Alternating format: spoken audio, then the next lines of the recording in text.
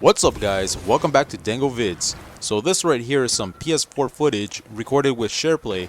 So if you're wondering about the potato quality, that's why. And I'm making this video today because I wanted to make a how-to video and give some general tips on how to play Walker Assault. Because as you may know and heard, the Rebel side seems like it's unbalanced. But I'm here to give you a few tips to maybe help you out. So I'll start with the Rebel side. Now the objective of the game for the Rebels is to stop the AT-ATs from coming into your base and blowing up the shield generator, just like in the movies. If you notice at the top, there's a blue line with 3 circles. Each of those circles represents a base of operations in which you're trying to defend, and if the AT-AT gets to it, they destroy it. The distance between the AT-AT and your base of operations is indicated at the top when the blue line starts to turn red, and it slowly fills up from the left side towards the 3rd circle. If you look to the right side, you see 2 red icons with AT-ATs. The red circle around them indicates their health. Now, you cannot damage the AT-ATs with any of these weapons, whether it's in an A-wing, an X-wing, a turret, or your gun. Even ion weapons do not work on the AT-ATs at first. So how do you stop these monstrosities? Well, you're going to need Y-wing bombers for that. And how do you get Y-wing bombers? Well, if you look at the top and you look to the left, you'll see Y-wing bomber icons. Now this is very important for the Rebels, because not only does that indicate that you have bombers, but the amount of icons you have indicates how long you have to attack an AT-AT when their shields are down. So how do you get more Y-wing icons? On the battlefield, there are 2 uplinks. The Rebels must reach these uplinks and activate them. Once captured, you'll notice a blue line start circling around the icon.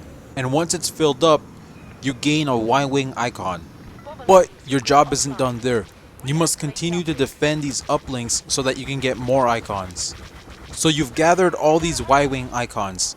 How do you use them? Well, you can't. Not manually, at least.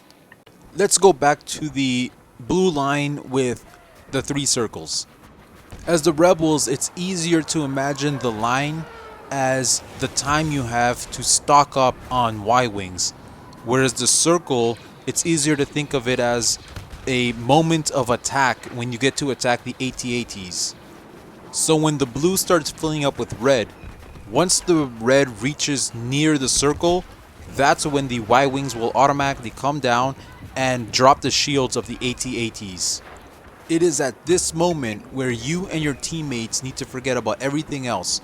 This is the point where you no longer have to defend the uplinks and where you have to just stop playing the game like it's team deathmatch and focus all your fire on the AT-ATs. And as stated earlier, the window of attack is determined by how many Y-wing icons you had. And it is possible to take down an AT-AT on the first window of attack. If you don't manage to take down an AT-AT, don't worry, you still have 2 more chances. Because once the first circle is destroyed, the line will start to fill up again towards the 2nd circle. The 2 uplinks will be relocated and you'll be pushed back into a different point of operations. So you start the cycle again. You capture the uplinks, you defend them, and try to get those Y-wings. And that's how you win as the Rebels. The reason the game seems like it's more unbalanced on the Rebel side is because they make no effort to explain the game mode to the players.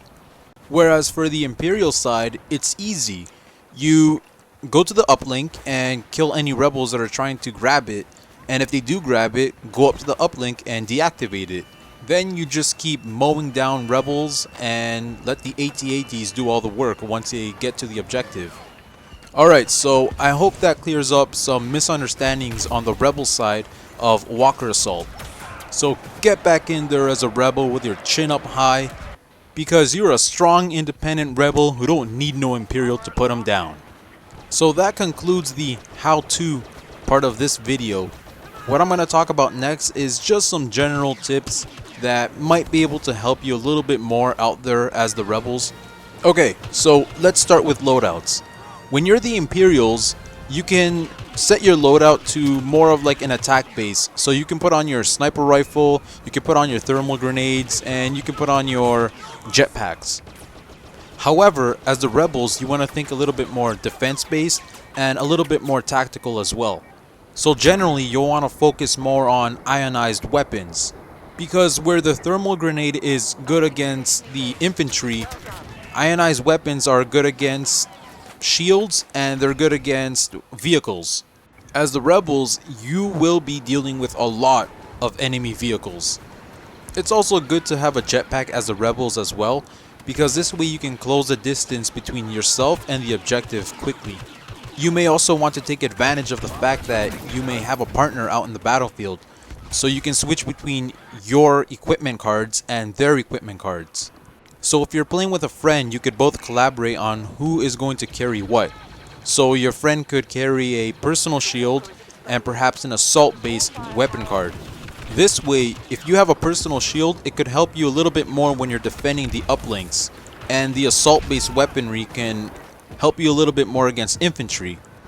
But when it comes time to attack the AT-ATs, you can switch back to your loadout of having ionized weapons. But Dango, what if I don't have any of this stuff? No worries. Around the map there are some goodies on the ground. Some of these may contain some turrets, squad shields, or powerful grenades. On the rebel side, you'll also be able to find vehicles such as X-Wings, A-Wings, and Snowspeeders. If you're lucky, you'll even be able to find a hero card in which you can play as Luke Skywalker. He looks really cool in his Return of the Jedi outfit and his green lightsaber. Wait, but on Hoth, Luke Skywalker was never... Shh! Yeah, we know. But let's get back to the point. You can still help your teammates even if you don't have all these weapons, especially if you decide to use a vehicle. Now what I like to do when I have an X-Wing or an A-Wing is I like to still support my teammates on the ground. Unlike AT-ATs, the AT-STs, aka Chicken Walkers, have no shields on them. So when I'm in an air vehicle, what I like to do is hit those AT-STs with my laser fire and then rockets. And this way it helps my teammates. And then when I get those out of the way, I support my team by circling around the uplink areas and firing down and just pounding the area with laser fire and hopefully killing enemies along the way. It's a little difficult to see the enemies from that high because they kind of look like ants, but it can be done. The same thing goes for if you happen to get Luke Skywalker. You don't want to focus too much on the enemy infantry, and you want to help out your teammates by taking out those AT-STs. You could also be a massive help to your teammates if you use the Jedi to carve a path to the uplinks and then help them defend these uplinks. So you don't have to be high level with top tier weapons to be of use to your team. As long as you're attacking when you should be and defending when you should be and using some common sense, you'll be good. So you've gotten this far with all these tips and how to, but the enemy has still destroyed your second base of operations and they're almost at your third base.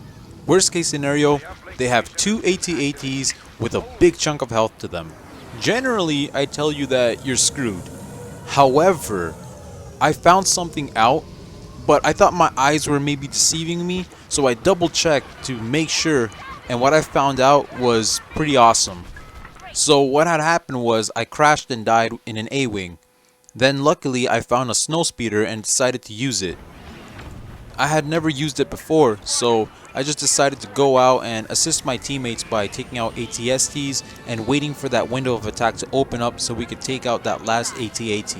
I made one last turn for an attack run, and when I got close to the AT-AT, something prompted up on top of my screen for a split second and then went away.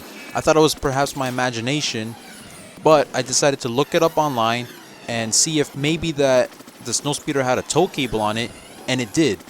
So that means even if the enemy makes it that far, you still have a chance in the end to take down the AT-ATs with a tow cable, and that's pretty awesome.